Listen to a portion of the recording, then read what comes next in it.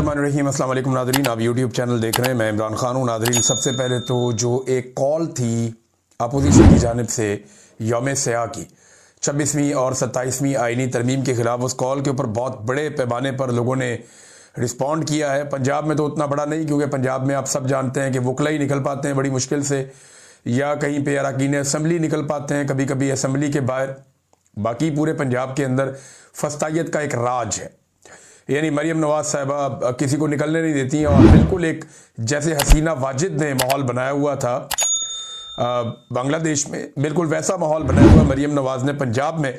और फस्तायत के साथ, जुल्म के साथ, जबर के साथ पुलिस को, वेपन्स को, डंडों को, गिरफ्तारियों को, हिरासत को, इन चीज़ों को इस्तेमाल करती हैं वो ख़वातीन के ख़िलाफ़ और उन लोगों के ख़िलाफ़ जो आवाज़ उठाना चाहते हैं जमहूरी अंदाज में।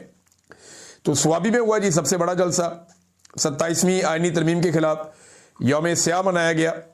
और इसमें जो इम्पॉर्टेंट चीज़ें मैं आपके सामने रख देता हूँ। सबसे जो अहम खिताब था वो असद कैसर साहब का था। ये ज़िला भी उनका अपना है। तो उन्होंने कहा पाकिस्तान के आइन में जब भी कोई बड़ी तरमीम आती है तो बड़ी शख्सियात को फ़ायदा होता है। हुकूमत एस्टेब्लिशमेंट की पैरोकार बनी हुई है, क्योंकि उनको पता है कि वो आवाम के वोटों से तो मुंतखब हुए ही नहीं। IMF की रिपोर्ट में बताया गया कि इस वक्त पाकिस्तान का इंतजामी ढांचा बदतरीन हालत में है। हमारी हुकूमत में अफगानिस्तान के साथ 2 तरफा तजारत थी, अब 40 दिन से बंद है। हम जंग नहीं, अमन और रोजगार चाहते हैं। यौम स्याह का मकसद यह है कि पाकिस्तान मुकम्मल तौर पर बादशाहत की तरफ चला गया है। असम्बली में अपोजिशन रहनुमाओं की तकारीर को सेंसर किया जा रहा है। हमने सोचा पीपल्स पार्टी में भुट्टो के जरासीम अभी तक बाकी होंगे, वो इसकी मुखालफत करेंगे, लेकिन वो भी इसके सामने लेट गए। हारा हुआ नवाज शरीफ हुकूमत में बैठकर कानून तब्दील कर रहा है। इमरान खान की रिहाई कोई मुश्किल नहीं, लेकिन हम खान के लिए इंसाफ चाहते हैं। ये मुल्क बनाना रिपब्लिक बना हुआ है, अदालतों के बाद इख्तियारात ही नहीं है। इस वक्त मुल्क में अमलन डंडे की हुकूमत है। मैं जजेस से कहता हूं कि आप इंसाफ के लिए खड़े हो, आप कानून और आइन की बालादस्ती के लिए खड़े हो। हम आपके साथ हैं, आप इंसाफ के लिए खड़े हो। जिन जजेस ने इस्तीफा दिया, हम इनको खराज तहसीन पेश करते हैं। जितनी भी कानून साजी उन्होंने की है, हम सबको ख़त्म करेंगे। मीडिया पर पाबंदी की तमाम कानून साजी को भी हम ख़त्म करेंगे। ये जनाब PTI के और तहरीक तहफ़्फ़ुज़ आईन पाकिस्तान के एक तरह से मुतालबात और उनका आज़म मैंने आपके सामने रखा। इमरान खान साहब की बहनों पे टॉर्चर के हवाले से भी बहुत बड़े पैमाने पर एहतजाज हुए, और 26वीं 27वीं तरमीम के खिलाफ और इमरान खान की बहनों के ऊपर होने वाले टॉर्चर के खिलाफ आज जुम्मे के रोज़ जो है वो ज़िला खैबर में इकबाल अफरीदी, अब्दुल गनी अफरीदी ने बहुत बड़ी तादाद में अवाम के साथ मिलकर एक मुजाहरा किया। उसके अलावा जो है वो लाल किला में, फिर पेशावर सूरी पुल पे, फिर सक्खर में वकला ने एक बड़ा एहतजाज किया। मालाकंड में एक बड़ा इज्तिमा हुआ है, और तख्त बाई में भी एक बहुत बड़ा इज्तिमा देखने में आया। तो ये सारे लोग इकट्ठे हुए, लगभग 1 दर्जन के करीब अभी तक जगह जो मैंने देखी हैं वहाँ पे ये एहतजाज हुआ है 26वीं और 27वीं तरमीम के खिलाफ। और साथ में ये भी एहतजाज किया गया कि इमरान खान साहब की बहनों के ऊपर जो बदतरीन तशद्दुद किया गया वो किसी तरह भी मुनासिब नहीं है। अच्छा, हुकूमत जो है वो इसके ऊपर अजीबो गरीब लेतोलाल से काम ले रही है। हुकूमती लोगों से जब पूछा कि इमरान खान की बहनों पर तशद्दुद, वो मानते ही नहीं है। अच्छा, कई हमारे सहाफ़ी भी ऐसे बेशरम हैं, वो भी ये कहते हैं जी कोई टॉर्चर नहीं हुआ। भाई वो सारी दुनिया देख रही है, और उनकी हालत देखें। इससे पहले कई दफ़ा वो बहनें वहाँ पे आई है, कई दफ़ा उन्हें गिरफ्तार किया गया, कई दफ़ा उन्हें पकड़ के गाड़ियों में डाला गया, कई दफ़ा उन्हें ले जाके बहुत दूर दूर छोड़ कर आ गए। ये सारा कुछ उन्होंने बर्दाश्त किया है ना।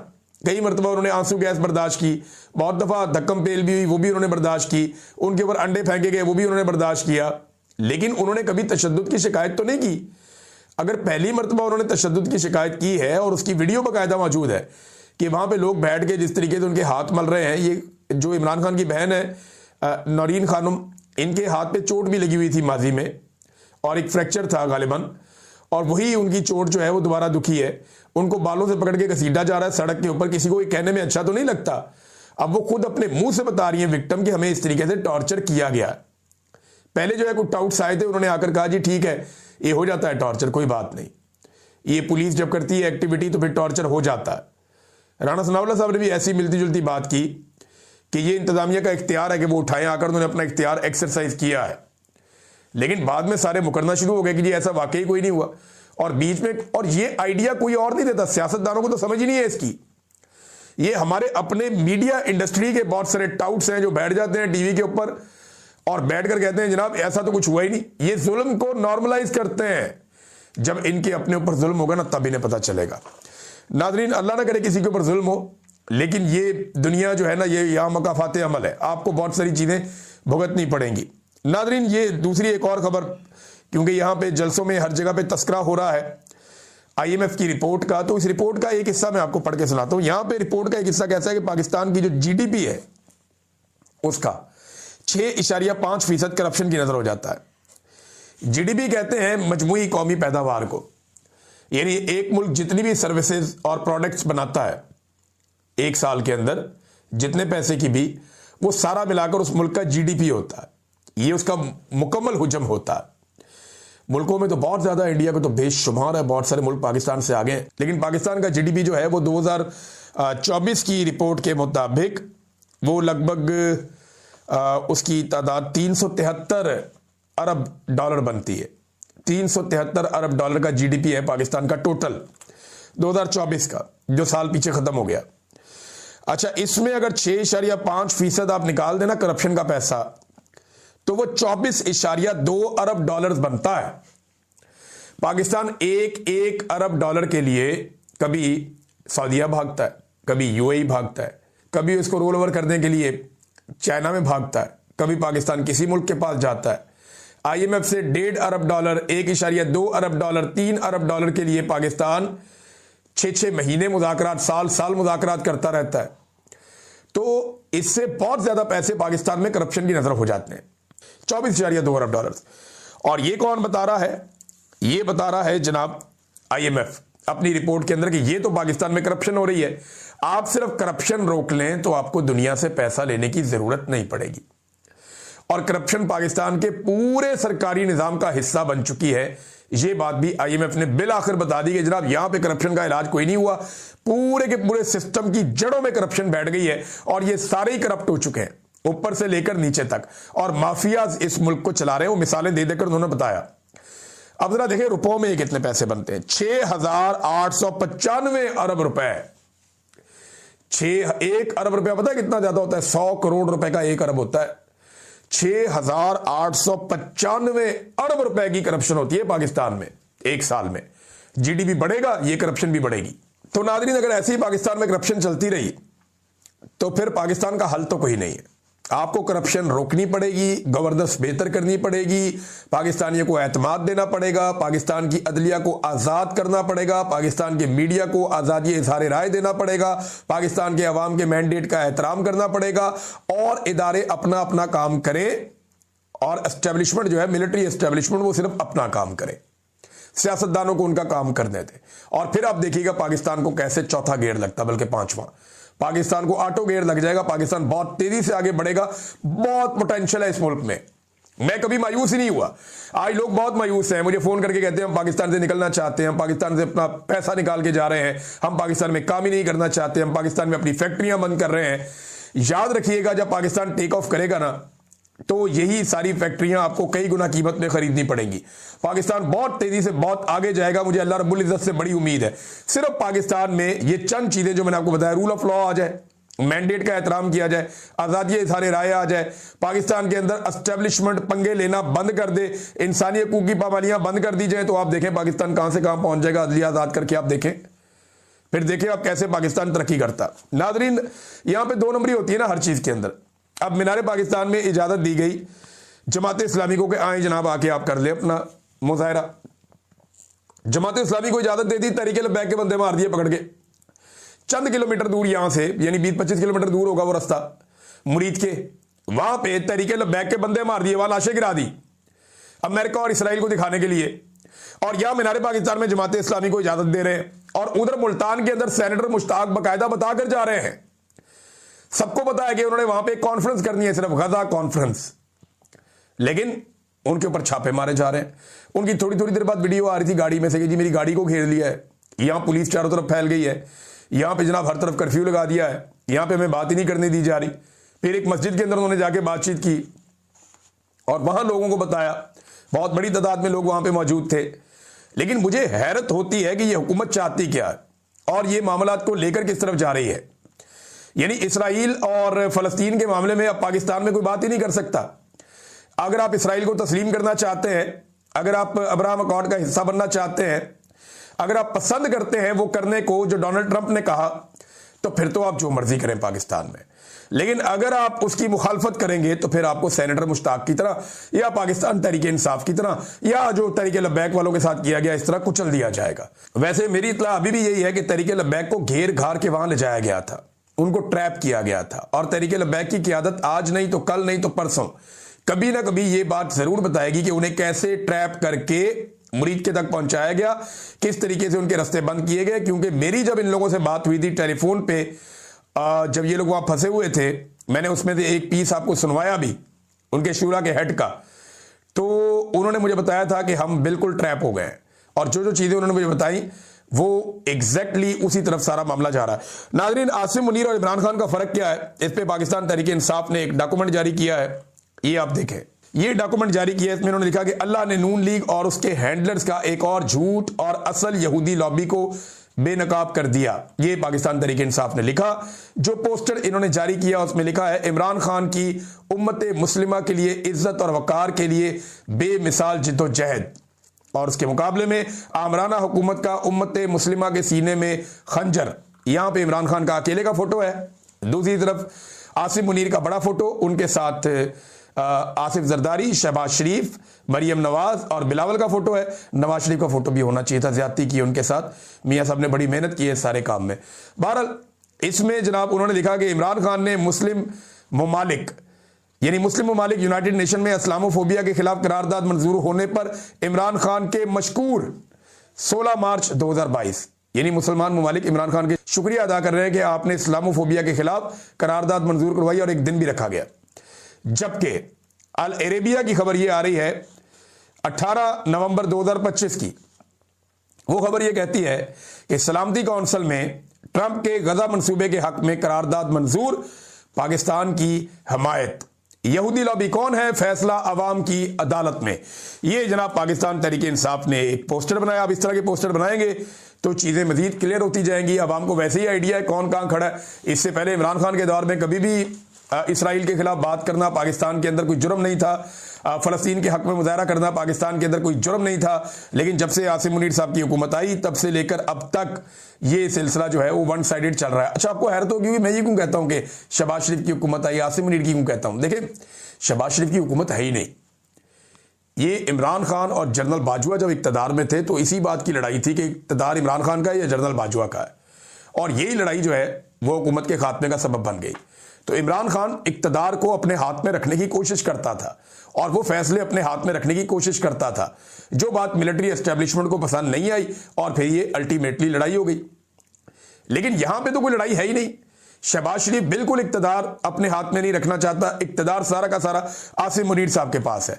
और नादरीन, 2 नंबरी पाकिस्तान में क्या हो रही है, ये जरा आप दोहरा में यार चेक करें कि जो सुहेल अफरीदी है उसको नोटिस भिजवा दिया कि जनाब आ जाए, आपने तकरीर क्यों की है। हालांकि वो हल्के में भी नहीं गया, हल्के के बाहर था जहां पे ज़िमनी इलेक्शन हो रहा है, और उसने सिर्फ वार्न किया कि कोई धांधली नहीं करेगा, कोई 2 नंबरी नहीं करेगा इंतजामिया में। तो इसमें जनाब अब नून लीग वालों ने क्या किया, हुकूमत ने क्या किया, जरा ये चंद आपको मैं चीजें बता देता हूं। एक तो तलाल चौधरी, अवैस लगारी, राणा सनाउल्लाह, ये सारे मिलकर कंपेन कर रहे हैं अपने अपने हलकों में, अपने अपने रिश्तेदारों की दबाकर कंपेन कर रहे हैं।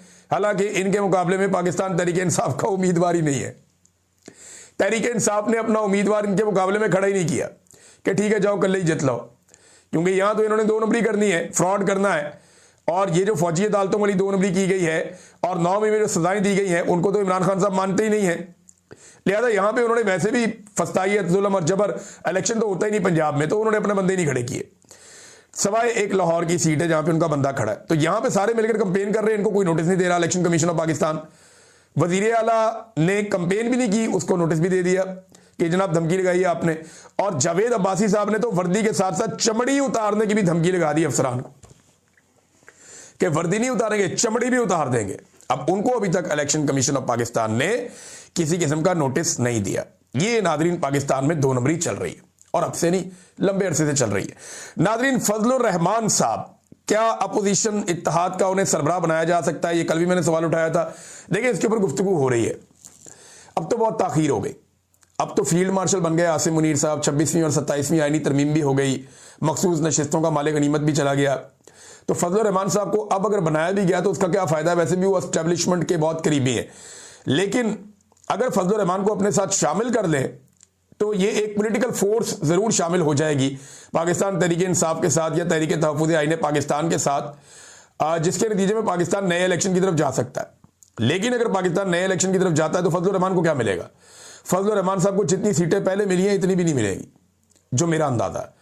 फजलुर रहमान साहब को उसके लिए अपने आप को मजबूत करना पड़ेगा, मजबूती से खड़ा करना पड़ेगा, अपना सियासी कद बड़ा करना पड़ेगा। जो उन्होंने बहुत ज्यादा नुकसान अपने आप को सियासी नुक्ता नजर से पहुंचाया, उनको अपने आप को ठीक करना पड़ेगा। और क्या वो कर पाएंगे? इस अपोजिशन इत्तेहाद में आकर अगर वो मेहनत करते हैं और सच्चे दिल से अवामी राय के लिए निकलते हैं और जिद्दोजहद करते हैं 26वीं 27वीं आईनी तरमीम के खिलाफ, तो फिर शायद फजलुर रहमान साहब की बात बने, अदरवाइज मुश्किल है। ख्वाजा आसिफ साहब का मैं एक इंटरव्यू सुन रहा था, मंसूर अली खान साहब ये इंटरव्यू ले रहे थे। मैंने इसके इंटरव्यू तो पूरा नहीं सुना, मैंने इसके कुछ क्लिप सुने हैं। मंसूर अली खान साहब ने अच्छा इंटरव्यू किया, लेकिन उसमें ख्वाजा साहब ने 2 बड़ी अजीब किस्म की बातें की हैं। एक, उन्होंने कहा जी जजों के मामले में जो इस्लामाबाद हाई कोर्ट के 5 जज हैं उन पर वो साफ मुकर के गए थे, वो खुदा की कसम खा ली उन्होंने खुदा की कसम खा ली कि मैं जानता ही नहीं है मामला। हालांकि यही वो जज हैं जिनकी वजह से 27वीं आईनी तरमीम के अंदर ये हिस्सा रखा गया है कि जजों को उनकी मर्जी के खिलाफ भी ट्रांसफर किया जा सकेगा दूसरी अदालतों में। अंदाजा करें, ये रखा ही इन जजों की वजह से गया और ख्वाजा साहब मुकर गए कि मुझे पता ही नहीं। ये कैसे हो सकता है कि ना पता हो?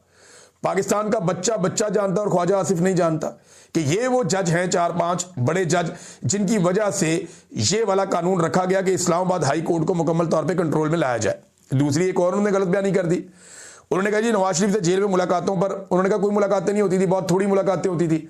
हालांकि मैंने एवरेज निकाल कर आपको बताया था कि 20 मुलाकातें एटलीस्ट रोजाना की बुनियाद पे नवाज शरीफ साहब की जेल के अंदर होती थी। 20 से 22 मुलाकातें पर डे नवाज शरीफ साहब जेल के अंदर करते रहे हैं। और ये मैं जेल का बता रहा हूं, कोट लखपत जेल लाहौर का डाटा। और जिस तरह के खाने घर से जाते थे, जिस तरह घर वाले जाते थे, जिस तरह मुलाजिम जाते थे, जिस तरह फिजियोथेरेपिस्ट जाते थे, जिस तरीके से बाहर से डॉक्टर अंदर जाते थे और इनके साथ सारा सारा दिन गुजारते थे, वो तो माहौल ही और था। जो सहाफ़ी जाकर मिलते थे उनसे पूछे ना, 15-15, 18-18 सहाफ़ियों का गोल मेज कॉन्फ्रेंस होता था और पूरी पॉलिटिकल बातचीत होती थी। जबकि ख्वाजा आसिफ कह रहे हैं कि नवाज शरीफ साहब से तो हम सियासी बातचीत नहीं करते थे। तो और मियाँ साहब के साथ आप वहाँ लूडो खेलने जाते थे, या मियाँ साहब के साथ आप वहाँ कोई फड़न फड़ाई खेलने जाते थे, छुपन छुपाई खेलने जाते थे? भाई मियाँ साहब ने आपके साथ बैठ के पॉलिटिकल बातचीत ही करनी है। 3 दफा का पाकिस्तान का वजीर आजम है, उसने वहां पे बैठ के आपको लतीफे तो नहीं सुनाने ख्वाजा साहब। तो ये और अगर उन्होंने सियासी बात नहीं करनी तो फिर तौबा, ऐसा लीडर कौम को नहीं चाहिए जो 3 दफा वजीर आजम भी रहा हो और जब जेल में बंद हो तो वो लोगों को बुला के इधर उधर की बातें करे या मूड अच्छा करने के लिए बातें करे और वो कोई सियासी बात ना करे। फिर तो उसके जेल काटने का भी फायदा कोई नहीं है, फिर तो जेल से भाग जाना, वो जिस तरह मियाँ साहब निकल कर गए वही फिर उनका दुरुस्त फैसला था। नादरीन, एक और चीज है और ये बड़ी अजीब चीज है, मैं ज्यादा ज्यादा आपके साथ शेयर करूं। भारत को ना थोड़ा इसके बारे में सोचना पड़ेगा। भारत का एक और तैयारा गिर गया और अब जो भारत का तैयारा गिरा है ये एयर शो के दौरान गिरा। जो दुबई एयर शो होता है, बहुत बड़ा एयर शो होता है, उसमें भारतीय जंगी तैयारा एक गिर के जो है वो तबाह हो गया। और ये तेजस तैयारा है भारत का, अच्छा तैयारा, इतना बुरा नहीं है, लेकिन उनका पायलट भी हलाक हो गया भारत का और आलमी सतह पे भारत को फिर रुसवाई का सामना करना पड़ा। दुनिया भर के पायलट बताते हैं तैयारे ऐसे उड़ते हैं, इंडियन पायलट बता रहे हैं काफी अरसे से तैयारे ऐसे गिरते हैं। ये 2018-19 में सिलसिला शुरू हुआ था, भारत के तैयारे गिरना शुरू हुए थे और फिर एक मरतबा पाकिस्तानी फजाइया ने 2 तैयारे गिरा दिए और उसके बाद फिर दोबारा 5-6 तैयारे गिरा दिए और अब वो डोनाल्ड ट्रंप ने 8 तक पहुंचा दिए हैं। एक तैयारा ये भी गिर गया। पूरी दुनिया को पायलट ये बताते हैं कि जनाब तैयारे उड़ते कैसे हैं। भारतीय पायलट जो है वो ये बताते हैं कि तैयारे गिरते कैसे हैं। मेरे ख्याल में कोई राहु काल आ गया है इंडियन एयरफोर्स के ऊपर और उन्हें इसका ख्याल रखना चाहिए। इनके तैयारे ऐसे गिर रहे हैं जैसे दूध पीते बच्चे के दांत गिरते हैं और इनको सारे पंडित अपने इकट्ठे करने चाहिए और इकट्ठे करके कुछ तरीकाकार निकालें, कोई वहां पे कुछ चीज करें उनकी, जो भी उनके मजहब में है, कोई रोला रप्पा डालें, कुछ थोड़ा सा कोई सदका सुदका दें। जैसे पाकिस्तान में हम मुसलमान तो ऐसे बोलते हैं तो कुछ करें वो, उनका बहुत बुरा वक्त आया हुआ है इंडियन एयरफोर्स का, बेड़े ही गर्क हो गया उनका, और एक के बाद एक तैयारा उनका गिर रहा है। तो ये कोई नया वर्ल्ड रिकॉर्ड बन जाए, इससे पहले अपने सारे पंडित इकट्ठे करो, और तो कोई हल इसमें बचा नहीं है। या फिर अभिनंदन को पकड़ के उसको कोई उसकी बलि छली दे दे। ये मैं अजरा मजाक बात कर रहा हूं, लेकिन अभिनंदन से ये सिलसिला जो है वो शुरू हुआ, और उसके बाद अभिनंदन ने ऐसे चक्कर लगाए हैं भारतीय एयरफोर्स के और मुख्तलिफ दफातर के, जैसे वो बहुत बड़ा हीरो है, और सारे उससे मुतासिर होके अब तैयारे गिरने के मिशन पे लग गए कि अगर तैयारा गिराने पे इतनी इज्जत मिलती है जितनी अभिनंदन को मिली है, तो अब सारे ही अपना अपना तैयारा ऐसा लगता है गिराने के